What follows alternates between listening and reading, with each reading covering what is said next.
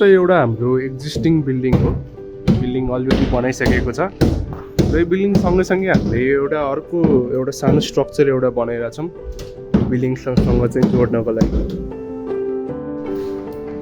र existing building सँगै if अब अर्को एउटा बिल्डिङ हामीले कनेक्ट गर्नु पऱ्यो भने चाहिँ हामीले फर्स्टमा चाहिँ यो एक्जिस्टिङ बिल्डिङमा चाहिँ ड्रिल गर्नुपर्छ। जस्तै यता देख्न सक्नुहुन्छ यो सबै यता भित्र ड्रिल गरेको छ। ड्रिल गरेर चाहिँ यसरी नयाँ बनाइरहेको बिल्डिङको चाहिँ स्ल्याबको डन्डी यता आउँछन्। स्ल्याबको डन्डी भयो र यो बिमको डन्डी चाहिँ यताभित्र ड्रिल गर्नुपर्छ। सो यस्तो सिस्टमले चाहिँ हामी एक्जिस्टिङ बिल्डिङ अनि बनाइरहेको बिल्डिङ चाहिँ यसरी कनेक्ट गर्न मिल्छ।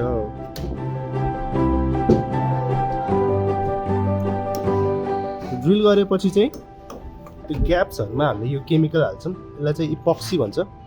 यसले गर्दा चाहिँ एडेसन राम्रो हुन्छ र कोट पनि राम्रो कोट हुन्छ, खिया लाग्दैन। र इपक्सी हालेको चाहिँ राम्रो स्ट्रङ बन्ड हुन्छ एक्जिस्टिङ बिल्डिङ अनि डन्डीमा।